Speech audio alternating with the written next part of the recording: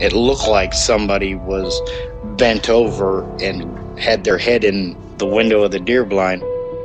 It either heard me or smelt me, and he pulled his head out of the tent and stood straight up, and that shocked me.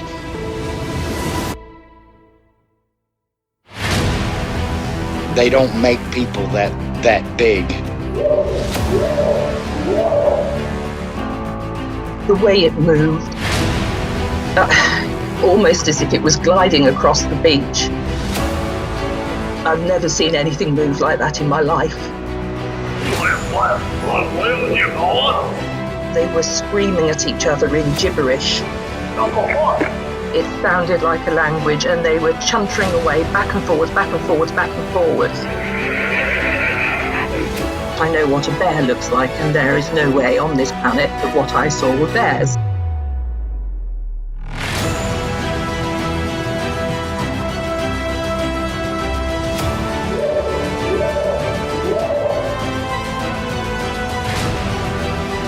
What are you reporting? Jesus Christ, you better... Sir? Gio! Hello? Get somebody out here.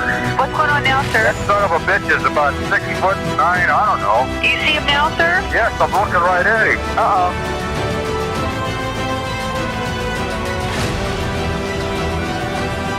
This is Susie from Southern California. You are listening to my favorite show, Sasquatch Chronicles.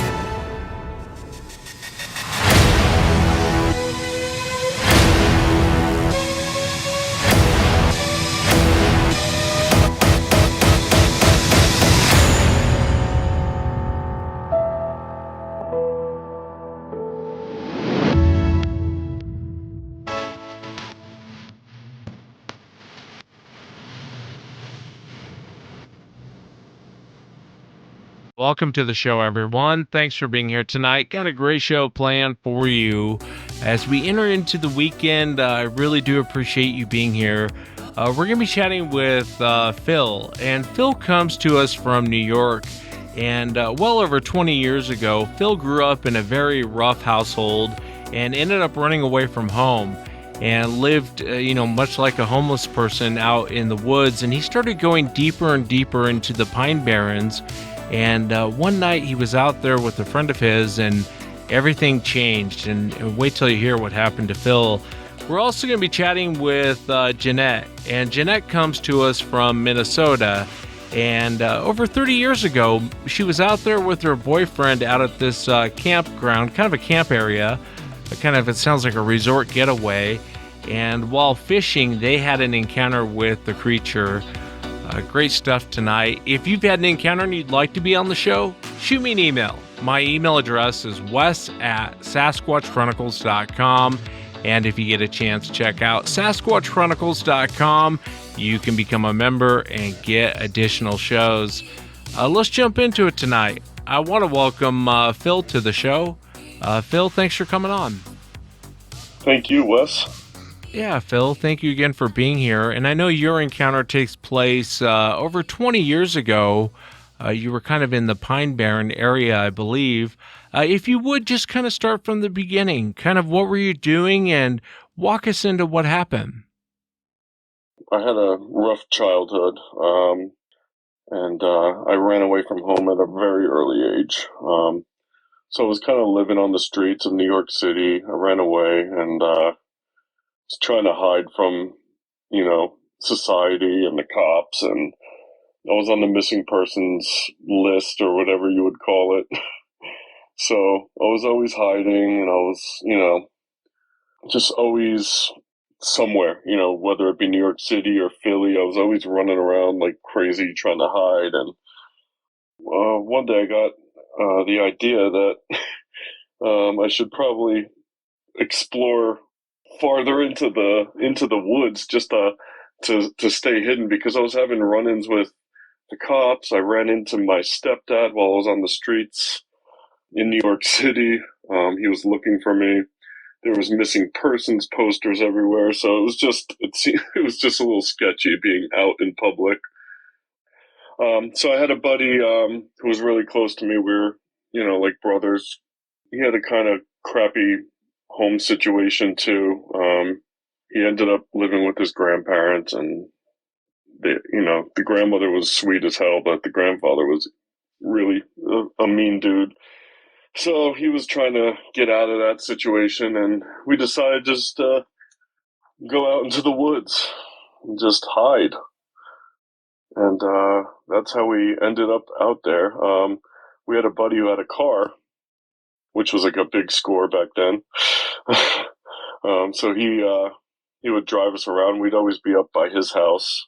His mom worked in New York City, so she was away like all day. When she got home, she took a shower, went to bed. Like, she was kind of super business lady.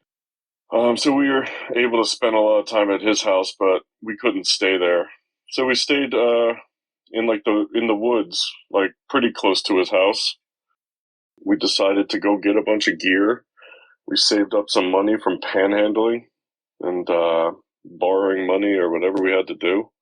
Got a bunch of gear, got a tent, got some knives, some, silly little cheap survival gear, and just decided to go out into the woods. And we kept going deeper and deeper. We had been back there a few times. It was pretty creepy back there. One of the times we were back there, this guy on a dirt bike was telling us about how they were finding bodies back there back in the day. And it was believed to be like a place where like the mob would go dump bodies.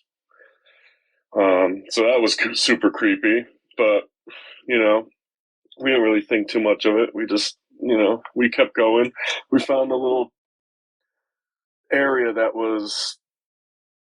was all like white sand. It was like an open area, had white sand, and dirt and mud. And it was all kind of dug out a bit. I guess some dirt bikers had gone back there and made ramps and stuff. And we didn't see anyone really back there when we were back there, but it looked like a place where people would go and ride dirt bikes and whatever. It was pretty cool looking. It was just like a nice open area through the trees. And then we were walking around there, and we found this like kind of like little opening that kind of looked like a game trail. We went into that area, which was a little more wooded, and we kind of bushwhacked our way through with some knives and stuff. Found like a cool little area that was semi-cleaned out. We decided to make a little camp there. We cleared out the area. There was all kinds of weird, creepy, crawly spiders, little funnel weavers, and all kinds of weird centipedes and bugs. There was some snakes. And we cleared it all out, and we set up the tent. We dug out like a little fire pit, and we found some rocks, surrounded it. We found this old shopping cart that seemed like it was from like 1980, stuck that on the side, and thought we'd use that to, boil water if we needed to, or whatever, cook food on. We stayed there and heard noises that we didn't really know what they were. We heard things dropping or branches kind of twisting and breaking off, and footsteps. We never saw anything. When we looked, it was just super creepy. You're sitting in this tent in the middle of nowhere, and you hear things walking, and we're just like, all right, there's not really that many dangerous animals out there, so we were just like, whatever, it must be just like raccoons or foxes or whatever. We didn't really think too much of it. And one night we went to Jeff's house. We went to New York City, hung out there for a while, and came back, and our buddy dropped us off like at the tree line, and we were walking back in, and both of us were feeling, I don't know, disoriented, nauseous. It was just like a weird feeling. We both felt it. It was just super creepy. We were both talking about it too, like walking through into like where the sand is. And then we heard this loud scream that I don't know, it sounded like a woman was getting murdered. And we heard it a few times. Yeah, we were just like, all right, let's get back to where our tent is as fast as possible. So we started walking really fast toward that little opening, and we heard trees falling down. And these are pretty big trees that we heard falling down. And we got to the little opening and looked where our camp was. There was trees on top of it. There was trees knocked down all over the place, which was terrifying. We looked in, it looked way different than when we left. It was just, there must have been like 20 trees down in there. So we turned and started kind of walking out of there really quick, and we heard these leaves shaking really loudly.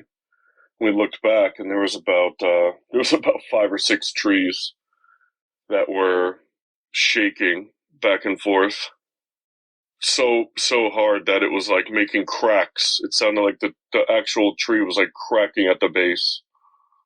It was terrifying. We had no idea what that was.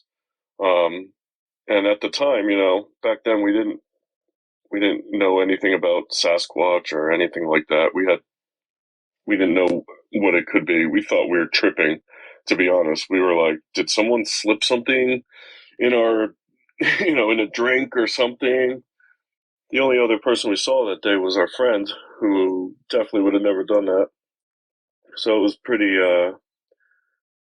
we were just kind of thrown for a loop. We had no idea what was happening, but it was terrifying. Yeah, it sounds like it, man. It sounds terrifying.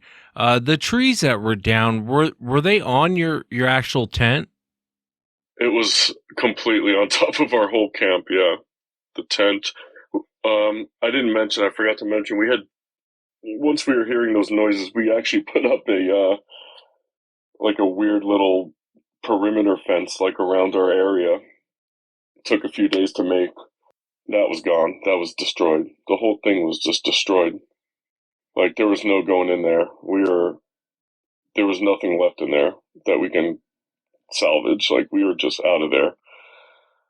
And we're lucky we weren't sleeping, because we definitely would have died if we were in that tent. I mean, that tent was destroyed. It had like a couple trees on top of it.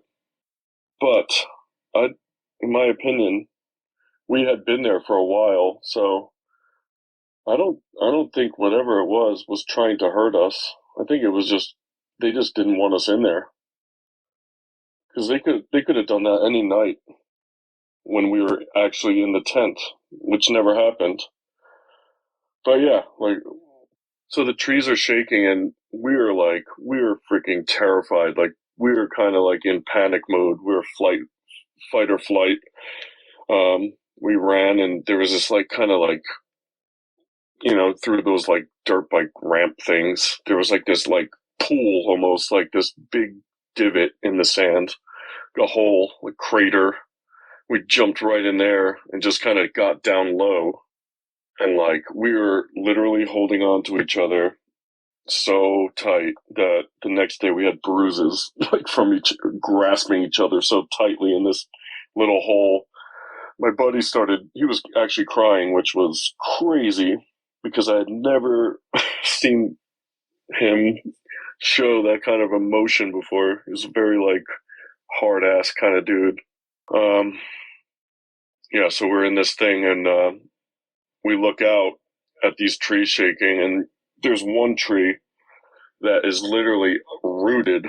Its roots are showing, and it's being bashed left and right from tree to tree, probably about 5 feet, 6 feet from tree to tree, just bashing left and right. There's dirt flying off of it, and it's loud.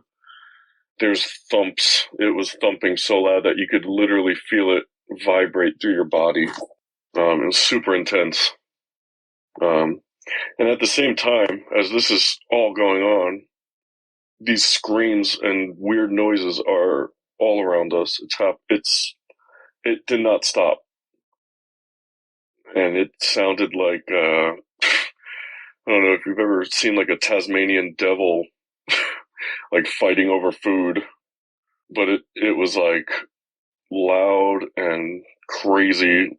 It was just obnoxiously loud. This happened until the sun came up. The tree thing, the shaking of the trees and stuff, probably had to be a couple hours straight of this just screams and trees shaking, and then we actually caught sight of something in a tree kind of far down the hill, and it looked like a person standing there like completely still. And at this point, we have been terrified for so long that we weren't even thinking straight. It almost looked like someone was just dead in a tree, and that's where our minds went to. We're like, what the F is going on? Like, it was definitely a silhouette of an upright person or something in the tree. And as we're looking at it, it literally like hopped down onto the ground on both feet. And that's when we started really freaking out. And we're watching this thing, and it gets down on all fours, starts doing this weird sound. It's like a laugh, almost like a hyena. It wasn't like a happy sound for sure. It was definitely pissed off. So this thing started running on all fours toward us, and it would do these kind of run-bys as we were like in this ditch. And as it ran by, the back legs were kicking mounds of sand, white sand and dirt and mud all over us.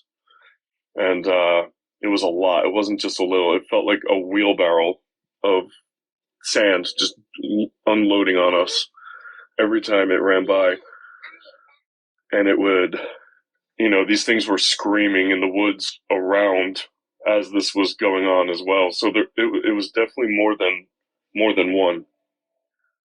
I got a kind of good look at its face, and its hair, and the big eyes, the big black eyes that were like kind of deep set, like under like a kind of. Its face was like pretty flat, but the brow was pretty big. It had like a big, deep, like extending brow, these black eyes, and its mouth was open when it was like running by us. I didn't see any teeth though, but it was kind of making like a weird face, almost like it was like, I don't know, it looked almost like it was like trying to make like an evil looking face, like, I don't know. It wasn't just like a flat face. It wasn't just like, it had like a weird expression on it. I don't know how to explain it. But like I said, most of the time when it was running by, it had its back toward us, but it would peer over, almost like over its shoulder. And then it would run away down the hill over these sand dunes, like so fast. Like it was incredible. Like the only thing I can compare it to is at the San Diego Zoo, they do a cheetah run. And that's like, it was running about that fast.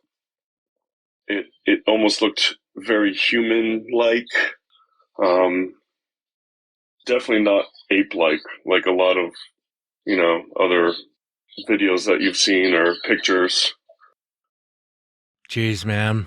I feel for you, Phil, because right now you're 14, 15 years old, and your friend is about the same age, and you guys are just a bunch of kids out there. What a terrifying experience. I know now being an adult, you're 6'3".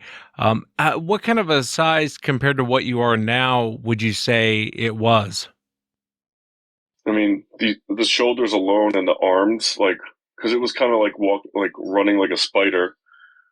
The back was just insanely wide, and with the arms like out like that, it looked like it was like 7 feet wide with the arms out from elbow to elbow. This thing had an arm span on it, like I've never seen. I didn't know what to think of it, really.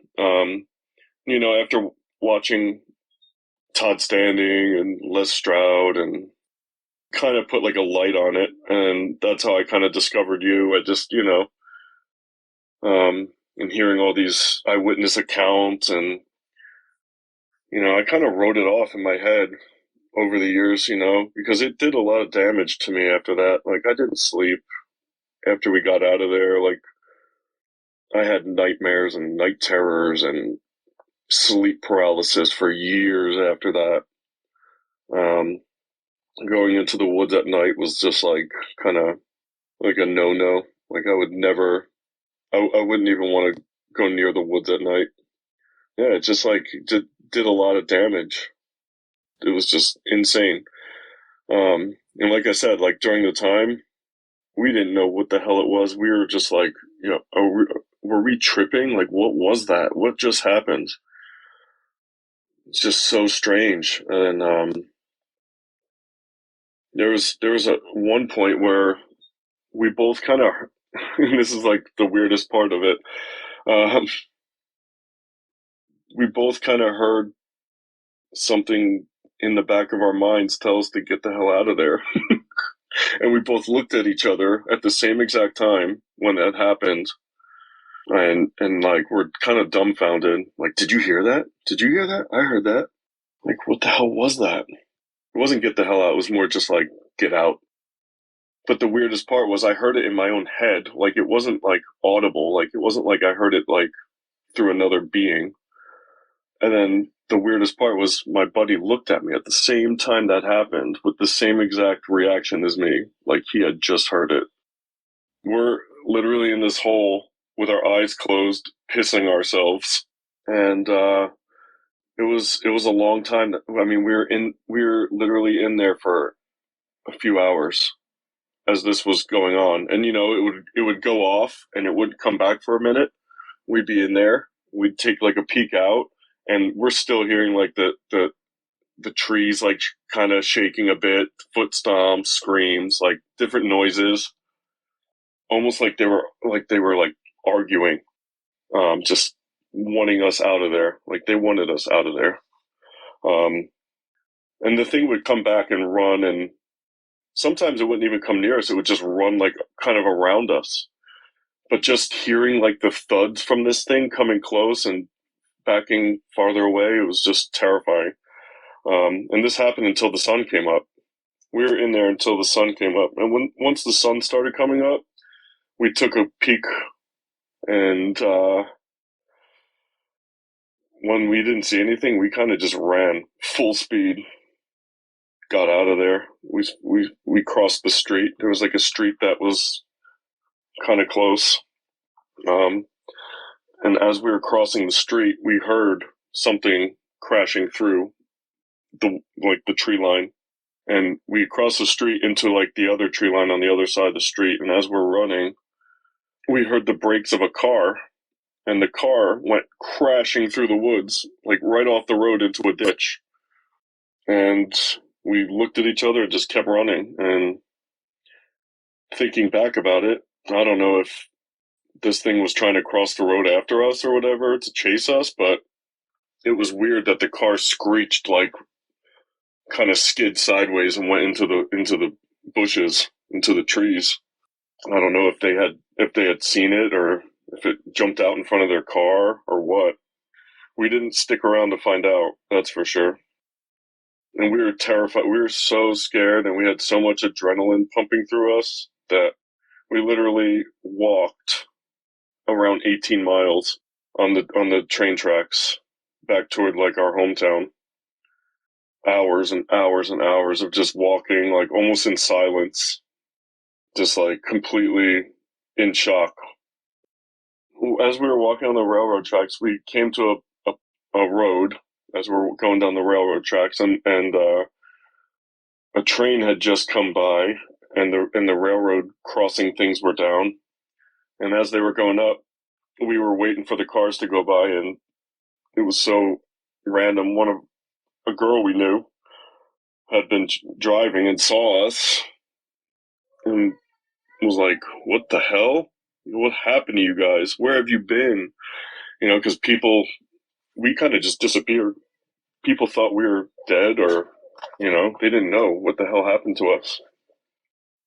So she told us to get in the car, and we did. And we didn't tell her what happened. We just told her we were living in the woods. We told her we were living in the woods, and it didn't work out, and we left. And to be honest, this is literally the first time I've ever spoke this. It's never even come out of my mouth. I'm honored, Phil, that you would come on and share it with me. I mean, and I mean that. I really am honored you would share it with me. It sounds like a terrifying night. Can I ask you, you being an adult now, because when this happened to you, again, you're like 14, 15-year-old kid, but being an adult now and having time to process it, what do you make of that behavior of two kids are in a ditch and this thing's running back and forth and kicking dirt on you, basically terrifying you guys? What do you make of that behavior? I feel if any of what was in there wanted us dead, it would have killed us. I mean, the thing was way bigger than both of us combined. I don't think it had any like cruel intentions. I think it was just maybe protecting its house where it's been living, or whatever, its area. I don't know, maybe, some animals kind of react in like a hostile way when there's like babies around or whatever, or if there's like a breeding time. It could be any of that. You see in like a lot of like primates, when they start going through maturity, when they start, when all that testosterone is pumping through them, they get crazy and territorial. Yeah, you're right, Phil. Most non-human primates, you get in their area and they're going to harm you, if not kill you. You get into an area where a bunch of chimps are at, and they'll rip your arms off and beat you with them. So I definitely understand what you mean. And what's strange with Sasquatch is, and again, this is my opinion, so take it with a grain of salt. I think most of their behavior is meant to intimidate you. Most of their behavior is to terrify you and make you leave. And they're smart doing that, as opposed to trying to go toe to toe. I mean, they could have killed you too, no problem. But I almost wonder if Sasquatch sometimes wonders, is more humans going to show up if we kill these two kids? Gosh, what a terrifying night, man. And I know from talking to you that the friend you were with that night, you guys have kind of lost contact after this. With your description and the behavior is something, I really appreciate you coming on. Let me ask you, because you got such a good look at this thing, if someone were to ask you, Phil, what is Sasquatch? What would you say to them? Oh man. So I've always, I go back and forth. I definitely think that they've got to be just a biological creature that maybe outdates man, like as we are today. They, maybe have evolved over the years since like the Ice Age era, when we first have, I know bones of giant ape-like creatures have been found around the world, from around that time. I don't know if these things just maybe ended up surviving somehow and evolving. But I mean, I'd love to believe that they're just, a very rare hominid that, we just don't know about as much. We have no, and, science has kind of turned its back on kind of cryptid kind of creatures like that. You have to have, they keep saying that they need a body and this and that. And they have a lot of evidence. I mean, there's been hair and scat and DNA footprints with dermal, ridges, and I mean, it's just like endless evidence, videos. I mean, I know videos aren't 100%, but some of them, I mean, some of them are pretty, when you see the eyes moving and stuff. I mean, there's some videos where you see it's a creature. It's not a costume, you know? It's got to be just some kind of hidden away hominid.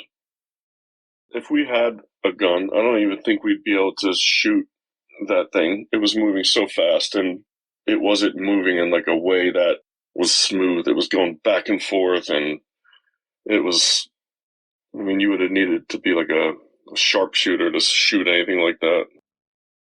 Yeah, something that big shouldn't be able to move that quick. Does this encounter still affect you even to today? Well, it affects me, over the years. I've gotten over like the night terrors really and like the sleep paralysis, and now, I'm fascinated by them. So I'm just, at this point, just researching them, and it doesn't affect me in a negative way anymore, especially thinking about how that thing could have killed me and my buddy at any time of that night. And there was multiple. They have to be pretty big to rip a tree out of the ground and smash it against another tree. These trees they had a diameter like a saucer, These were big, thick trees. I mean, if it was strong enough to rip one of those out of the ground, it could have killed us at any time, and it did not. So I've kind of come to terms with it. It wasn't trying to kill us or eat us or anything like that. It just wanted us out of there. That's understandable. You wouldn't want someone breaking into your house and squatting in your basement, right? That's basically what we did, in my opinion. We went into its territory and, lit fires, and it didn't want us there. Yeah, it's a lot easier, as the years pass by to kind of go back and process what happened. I'm sure at the moment, none of that was going through your head. You were just trying to survive. And what an encounter. I want to ask you, if you had the chance, would you want to see one again? I definitely would. Yeah.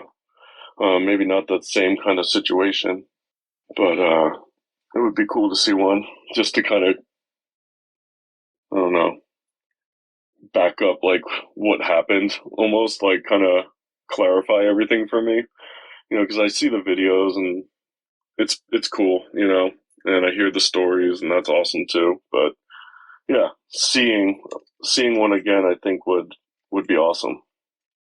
Maybe from a distance, not, but still, I mean, I would say like I definitely going into the forest at night still kind of irks me. I still don't feel right. I feel very uneasy knowing that there could be something out there that, 9 feet tall that could, literally rip you in half if it wanted to. It's kind of like an uneasy feeling. Yeah, it's a very uneasy feeling, man. I mean, especially, you guys are a bunch of kids trapped in a hole, and this thing's running back and forth and back and forth. And, even being an adult, I don't think I would have gotten out of the hole. I would have been terrified. We were paralyzed. Literally, we were paralyzed. Like, we like grasped onto each other and just stayed like that. Like, we're so tense. Like, literally so stiff. It was like we had like rigor mortis or something. We were just stuck, like, in this fear, holding our breaths. Like, I was like not trying to make any noise or breathe, or it was something else for sure. It was it was terrifying. Um, doing this research and stuff. I think I mentioned earlier, I came across something that kind of reminds me of how this thing was moving, and it's another kind of cryptid hominid that lives in Central America, toward like Guatemala and I think in like southern Mexico. They call it the Sisamite. This one gets on all fours. Indigenous peoples for a long, long time have stories of this thing upright, but then getting down on all fours and running at like very, very high speeds. Except this thing has feet that are backwards. The feet face the rear. It's very interesting, but the way it moves, the way it's depicted, the way how it moves, reminds me of what we saw, how that thing moved. Yeah, I'll have to look into that. I appreciate you sharing that. And like I said before, Phil, I really am honored that you would come on and share your account with me and the audience. And I know it's not the easiest thing on the planet, but I really do appreciate it, brother. Oh, I really appreciate it too. I mean, like I said, I've never spoken of this. My wife doesn't know. I mean, I have never told anyone about this. I kind of just tried to forget about it over the years. It affected me in such a negative way. Yeah, that the behavior that you mentioned, Phil, of it running back and forth, I've heard that a handful of times. And I was so glad to have you on, and I really enjoyed chatting with you. Thank you again, Phil. Thank you, Wes.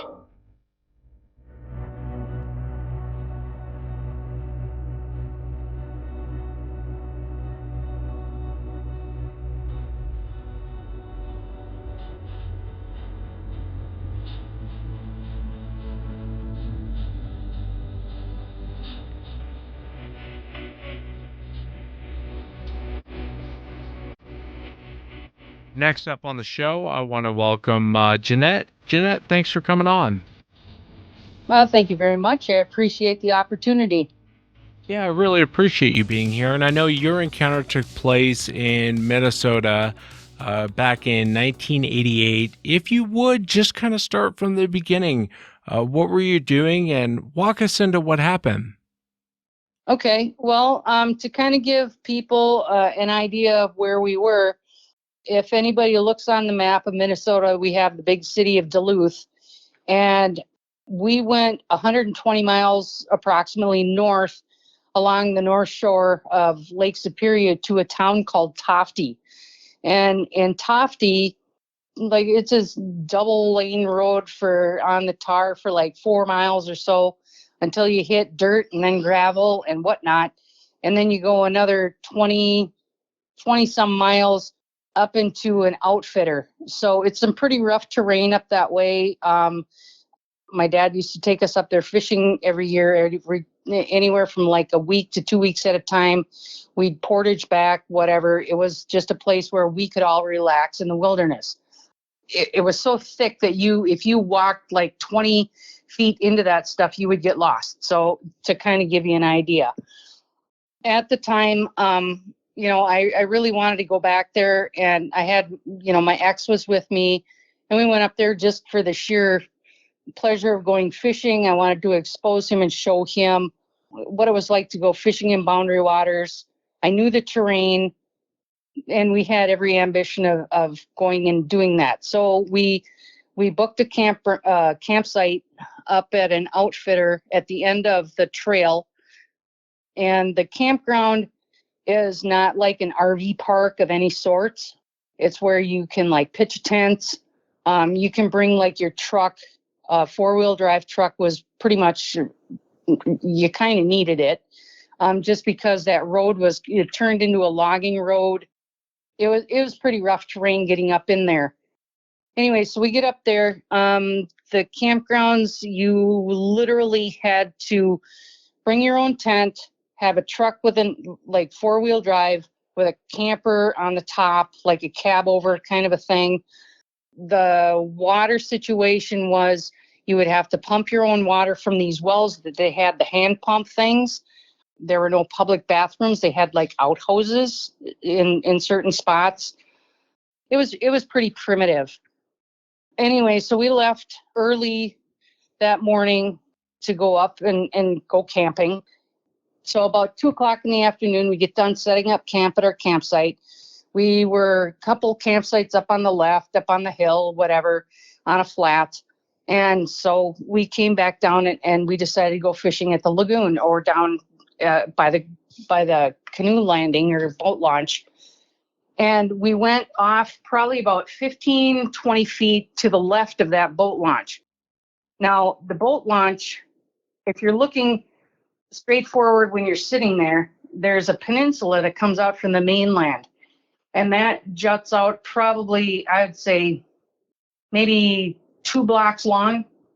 And it goes out into the middle of the lake. And the lake is part of the BWCA entry point, blah, blah, blah. So anyway, we're sitting in this lagoon, and there's a little water runoff because all of the lakes are interconnected with this little waterway. So we're just sitting in the sun, and the bobbers were doing their thing. Nothing was biting, whatever. And then all of a sudden, across on the peninsula, we started hearing some like brush movement or branches and stuff, something moving around up on the top part of that peninsula, because it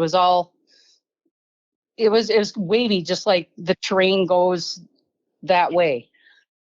We hear this movement going on, and then all of a sudden this thing gets up, and it's like getting up like it was sleeping, and it like pushes itself forward, and it starts walking down this little embankment that was part of the terrain, and we could see waist up, and the thing was about 8 foot tall.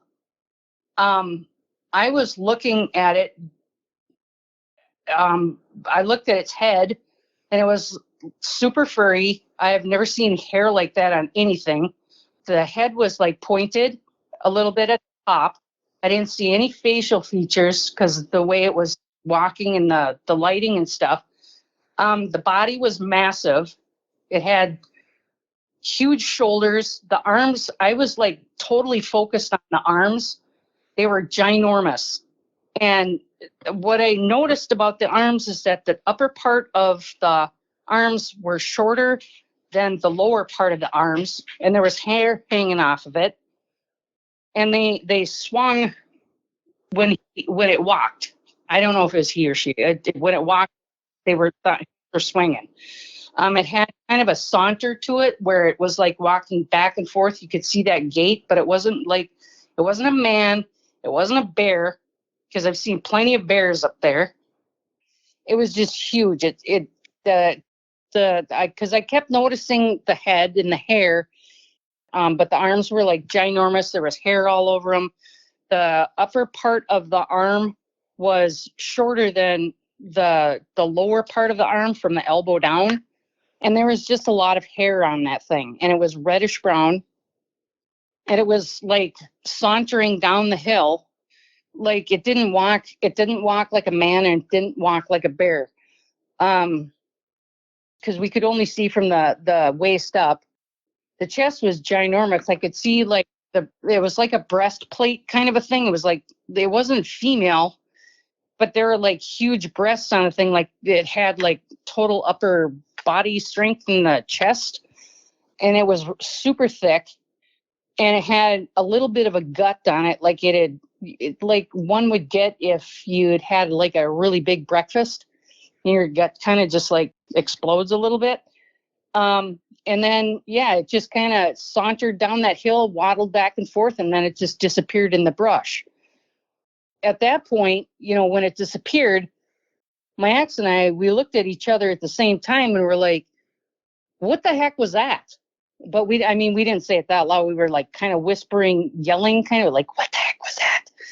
And our eyes were like giant, like quarters, and we just started reeling in our lines, fishing lines and stuff. We didn't want to make too much noise or anything like that because we didn't know what it was.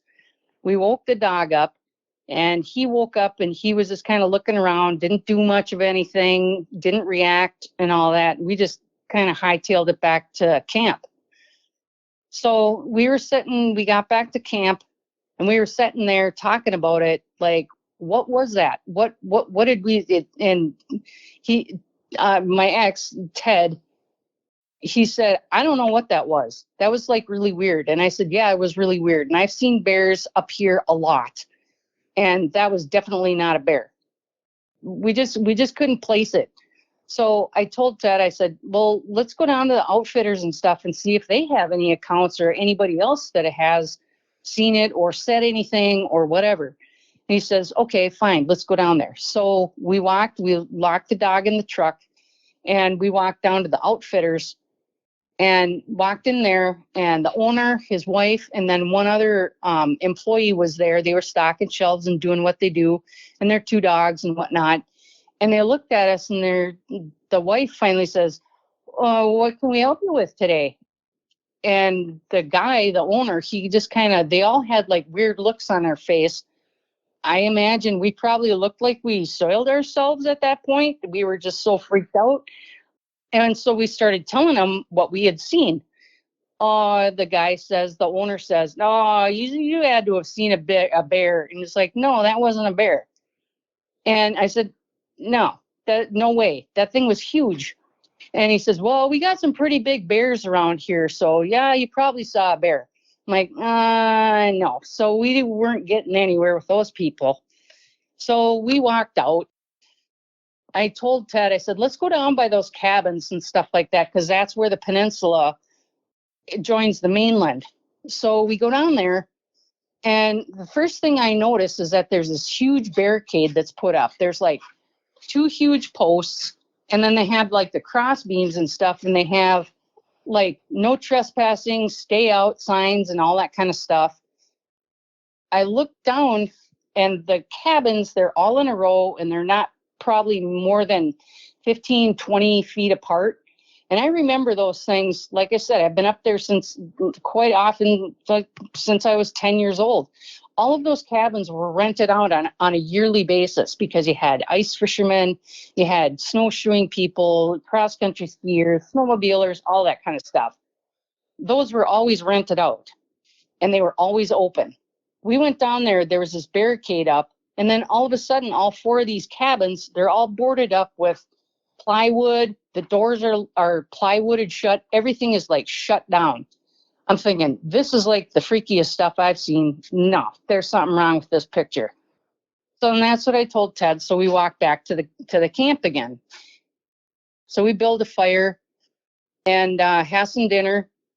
We're still throwing this stuff back and forth and everything. Like, what was that? It's really weird describing everything that we saw. Gets to be about 9 o'clock, and we're like, okay, fine. I'm done with this. I'm going to bed, whatever. So we both get in the tent, and we're still like just wide awake and totally amped up from this whole thing. And it wasn't but maybe half an hour, 45 minutes later, all of a sudden we hear this crashing coming through the woods. We could hear something walking, and it was big enough you could hear the footsteps. There were branches breaking, and they weren't like little pencil twigs or stuff like that. It was like branches that were like 2.5 or 2 inches to 2.5 inches in diameter, that they were like snapping off. This thing, whatever it was like crashing through the woods. And it did that for, I couldn't even tell you, a second felt like an hour. And it just lasted, and then all of a sudden it stopped. And from that point, it just like, you could hear there was like this low, deep guttural growl, and it escalated into like this murderous screech and scream that I've never heard in my life. And it lasted for like 3-4 seconds maybe. And it sounded like a lady was getting murdered right out behind the tent. It's something that I can't forget. And when I spoke to my ex last night, it's something he can't forget either.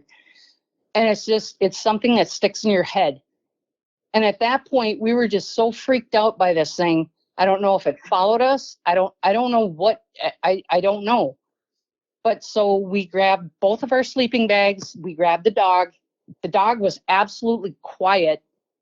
And like I said, he was like a year old and half white wolf. He didn't make a sound. And so we ran into the truck, and we laid the sleeping bags in the front seat of the truck and put the dog in between us. He curled up in a little ball, and we just sat there for the rest of the night. And that was like the longest night I've ever experienced in my life. It was just because I didn't know if anything was going to come out. I didn't know. We didn't know. It was just there. We never saw it again. We never heard it again. It was just like gone. Right around 5 a.m, sun started coming up. I was up and I literally reached over and I smacked Ted in the shoulder and I said, come on, it's time to go. We literally took the tent down in about 5 minutes. We rolled it up into a ball. We rolled everything into a huge, massive ball and threw it in the back of the pickup truck, tethered it down with ropes, whatever we had, and we left. We couldn't leave the night before because of the condition of the roads and stuff. It was too dangerous. That's why we had to stay.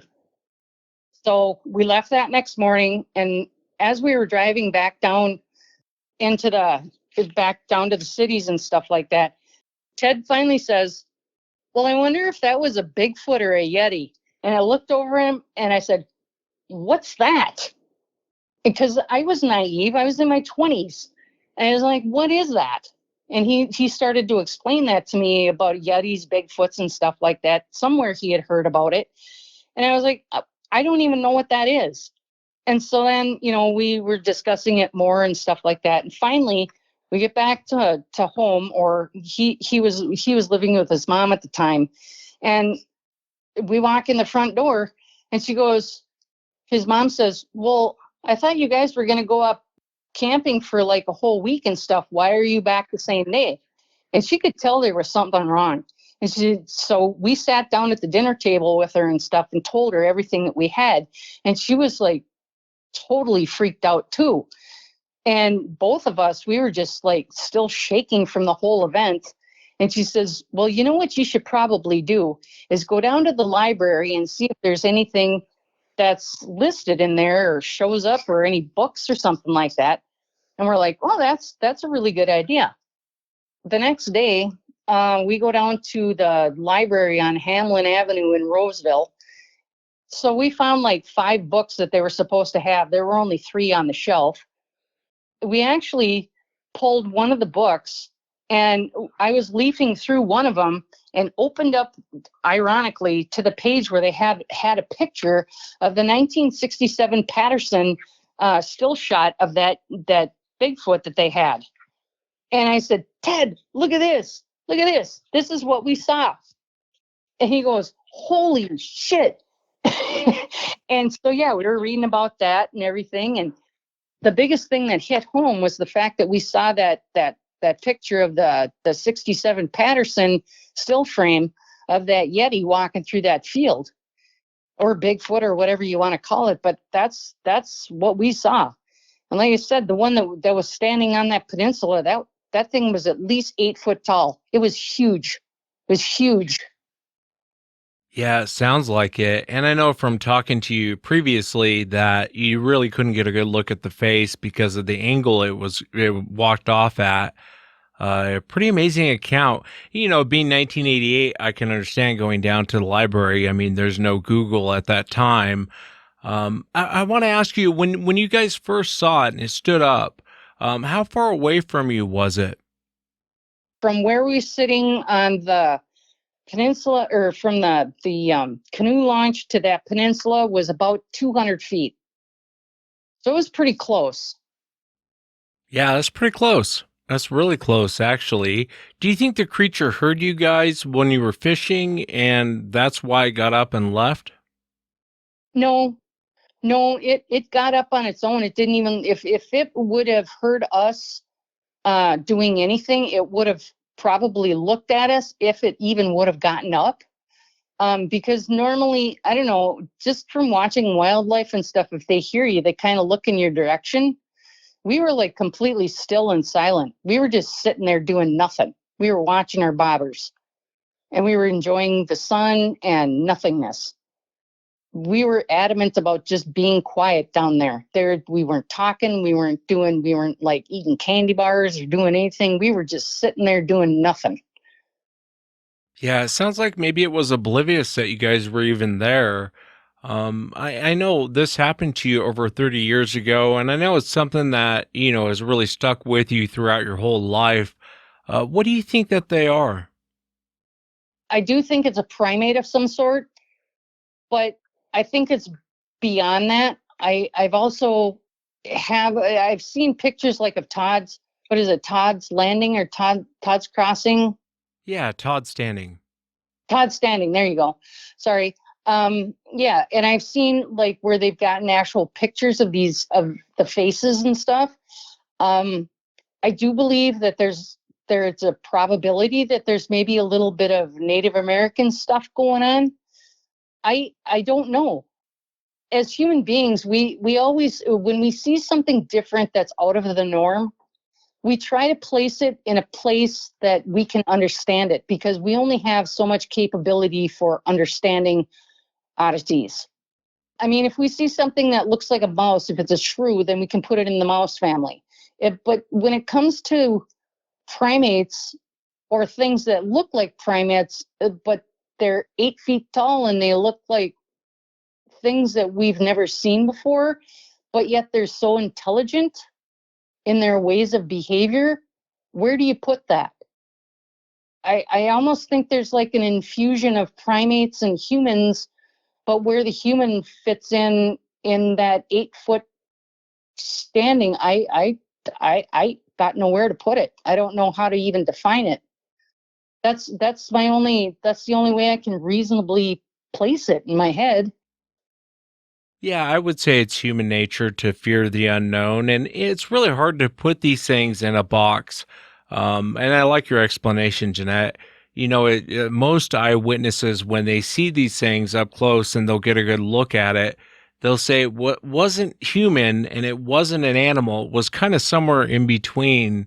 It's so hard to know what box to put it in, you know?